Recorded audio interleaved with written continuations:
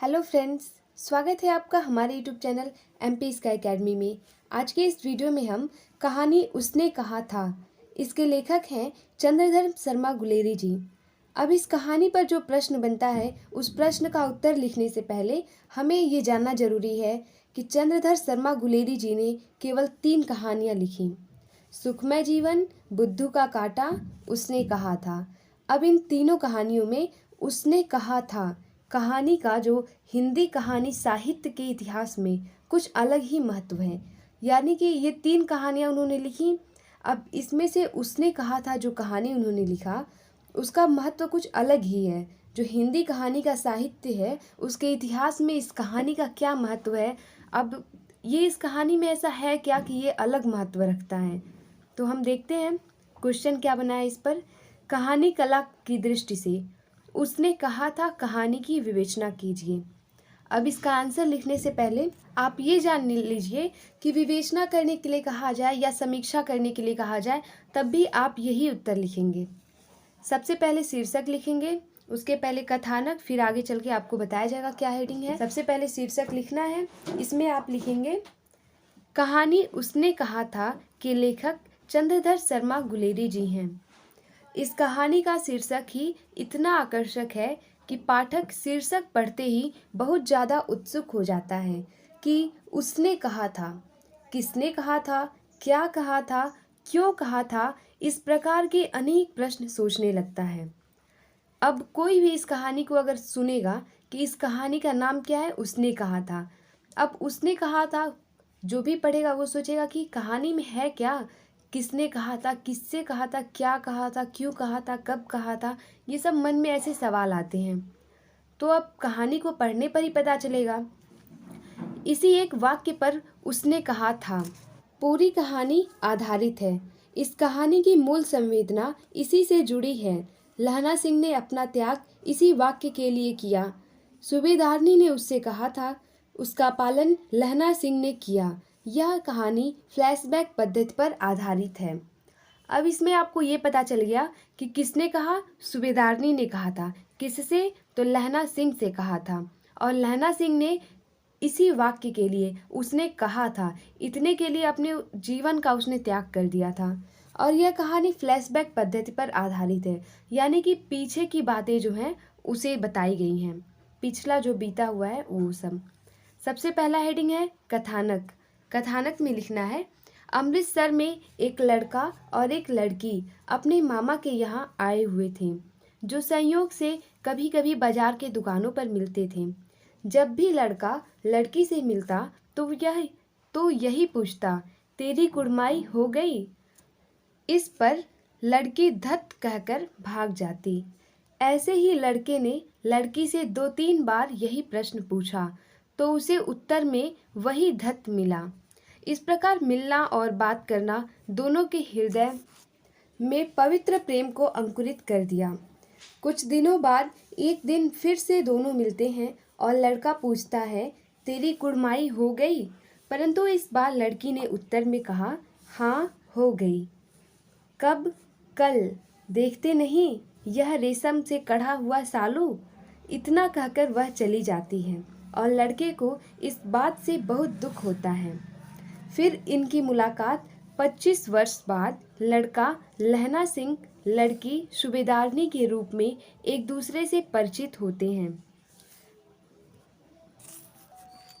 अब आपको ये पता चल गया है कि एक लड़का है और एक लड़की है। ये दोनों मामा के यहाँ आए होते हैं और वहाँ कभी कभी संयोग से बाजार के दुकानों पर मिलते हैं और उनमें ये बातें होती हैं। उसके बाद से 25 वर्ष बाद ये लड़का जो है लहना सिंह और लड़की सूबेदारनी के रूप में एक दूसरे से परिचित होते हैं। उसके बाद है, प्रारंभ में टांगे वाले से उसकी जान बचाने की बात सूबेदारनी याद दिलाती है। लहना सिंह को और अपना परिचय बताती है कि यह वही अमृतसर वाली लड़की हुर्रा है। लहना सिंह लड़ाई के मोर्चे पर जाने वाला होता है। उसे सूबेदार ने कहा था कि घर आना, साथ चलेंगे, इसलिए वह सूबेदार के घर गया हुआ होता है।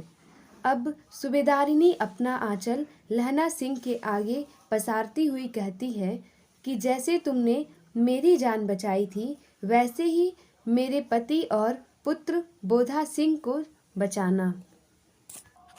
लहना सिंह के साथ सूबेदार और बोधा सिंह लड़ाई में जाते हैं। वहां लहना और बोधा सिंह दोनों घायल हो जाते हैं। उस समय घायलों को अस्पताल ले जाने के लिए गाड़ी आई तो लहना सिंह ने सूबेदार के साथ बोधा सिंह को भेज दिया, परंतु स्वयं नहीं गया और उसकी मृत्यु हो गई। वह वीरगति को प्राप्त हुआ।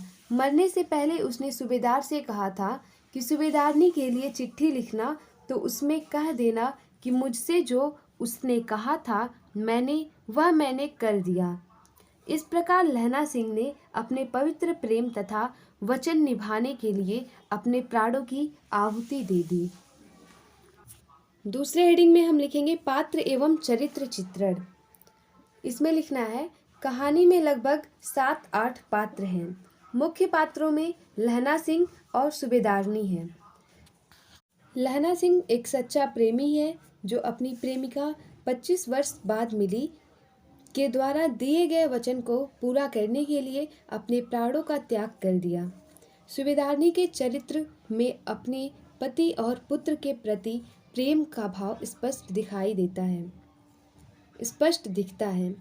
गौड़ पात्रों में सूबेदार, बोधा सिंह और वजीरा सिंह हैं। सूबेदार एक मिलनसार व्यक्तित्व का था जो लहना सिंह को बहुत चाहता था।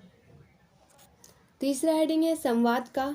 कहानी उसने कहा था कि कुछ संवाद निम्न है जो लड़का और लड़की के मध्य संयोगवश मिलने से अमृतसर में हुए थे।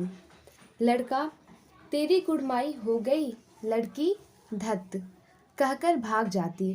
कुछ दिनों बाद जब वे मिलते तो लड़के ने फिर पूछा तेरी कुड़माई हो गई, परंतु इस बार उत्तर दूसरा था, हाँ हो गई।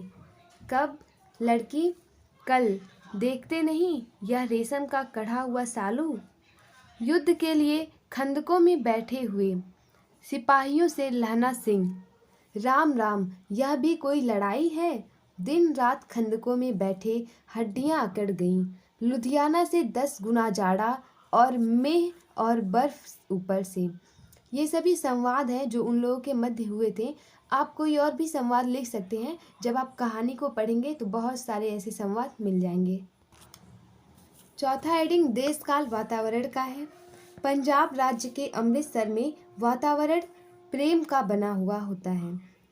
जब लड़का और लड़की मिलते हैं और उनके मन में प्रेम के भाव का अंकुरण होता है। जर्मन के खिलाफ मोर्चे पर वातावरण का युद्ध होता है। उस समय लहना सिंह सिपाहियों से कहता है, जो कहीं खंदक से बाहर साफा या कुहनी निकल गई तो चटाक से गोली लगती है।